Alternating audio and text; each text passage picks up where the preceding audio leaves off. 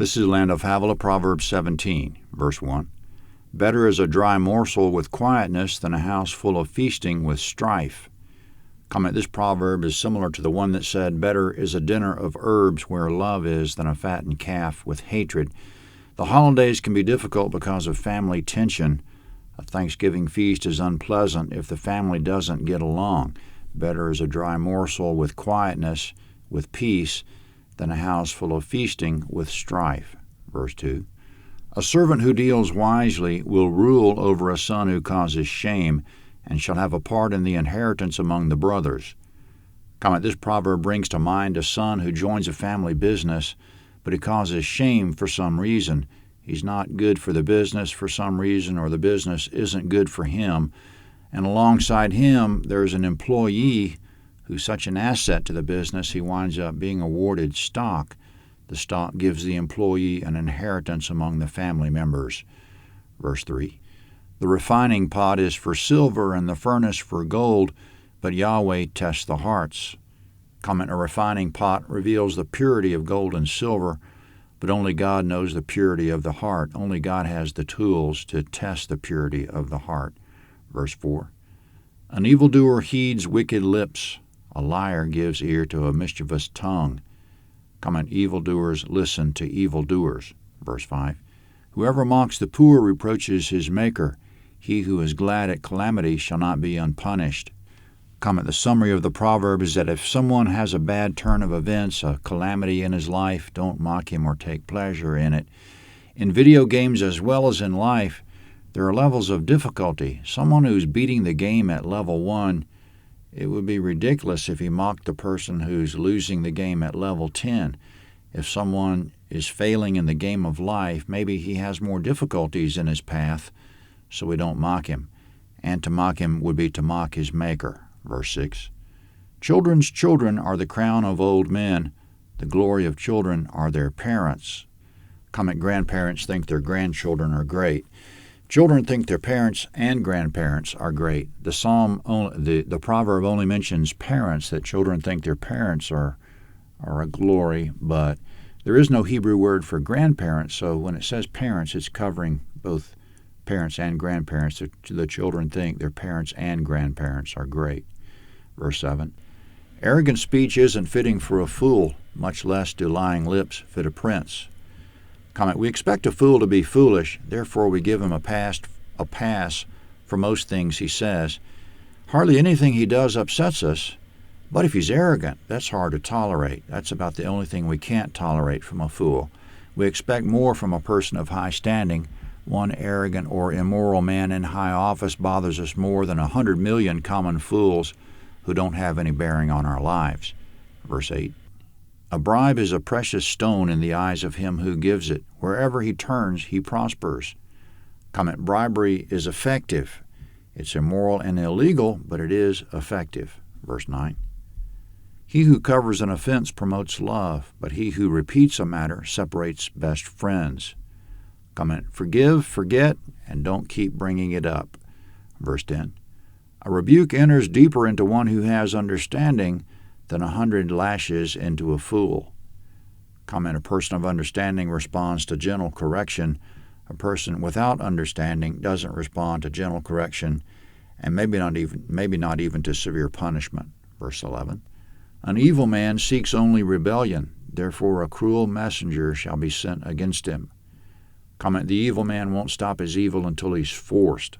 Verse 12.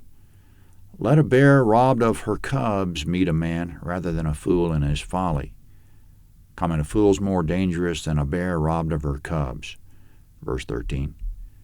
Whoever rewards evil for good, evil shall not depart from his house.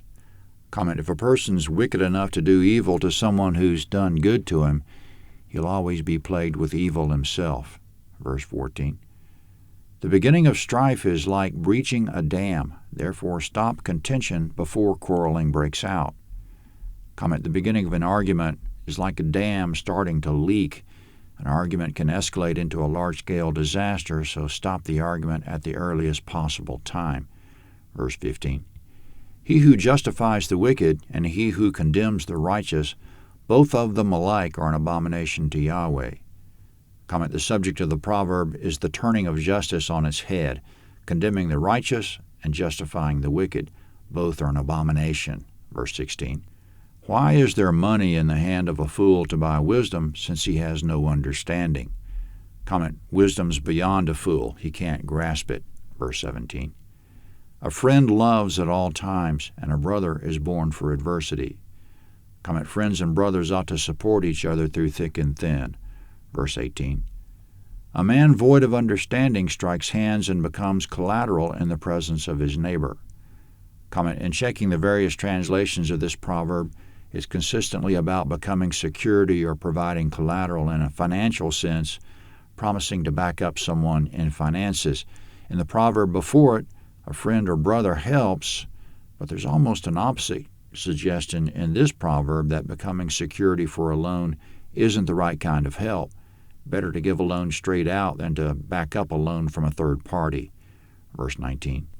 He who loves disobedience loves strife. One who builds a high gate seeks destruction.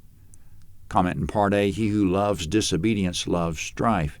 Disobedience to God doesn't work out. It'll cause some type of relational issue between the person and God or between the person and others. He who loves disobedience loves strife. In Part B, one who builds a high gate seeks destruction. It's literally translated, he who exalts his door seeks shattering. Exalting one's door might be an idiom for putting on airs, for having an air of superiority, for being pretentious. The natural response would be to insult the person and cut him down to size. One who builds a high gate seeks destruction. So in the whole, the proverb might be something like treading on someone's rights invites an argument, an air of superiority invites an insult. Verse 20. One who has a perverse heart doesn't find prosperity, and one who has a deceitful tongue falls into trouble. Comment, a person with twisted morals won't be prosperous, and a liar falls into trouble. In summary, immorality invites trouble, and immorality is an impediment. Verse 21. He who becomes the father of a fool grieves. The father of a fool has no joy. Comment, a foolish child's a constant grief to his parents. Verse 22. A cheerful heart makes good medicine, but a crushed spirit dries up the bones. Comment, a cheerful heart lifts us up, sadness weighs us down. A cheerful heart makes everything better, sadness makes everything worse. Sadness can be so severe it seems like it's a crushing of our bones. The genius of the proverb is that it said all that in a much more encapsulated form. Quote, a cheerful heart makes good medicine, but a crushed spirit dries up the bones. Verse 23. A wicked man receives a bribe in secret to pervert the ways of justice. Comment, a bribe in secret perverts justice. It's wicked to receive a bribe. Verse 24. Wisdom is before the face of one who has understanding, but the eyes of a fool wander to the ends of the earth. Comment, wisdom's right in front of our face, but a fool could search to the end of the earth for wisdom and still not find it.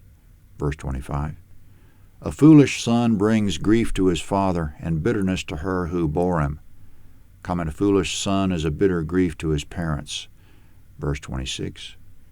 Also, to punish the righteous is not good, nor to flog officials for their integrity. Comment, it's a travesty to punish someone for doing the right thing. The part about flogging an official for his integrity jumps out as a grievous sin and a memorable image. Verse 27. He who spares his words has knowledge. He who's even-tempered is a man of understanding. Comment, a person of understanding spares words because to him the situation is clear. He knows what's relevant and irrelevant. He doesn't waste his time on the irrelevant. He's even-tempered because he anticipates a wide range of good and bad events and isn't surprised by any of them. Quote, he who spares his words has knowledge. He who is even-tempered is a man of understanding. Verse 28. Even a fool, when he keeps silent, is counted wise. When he shuts his lips, he's thought to be discerning. Comment, when a fool keeps his mouth shut, we assume he's wise. Proverbs 18 is next.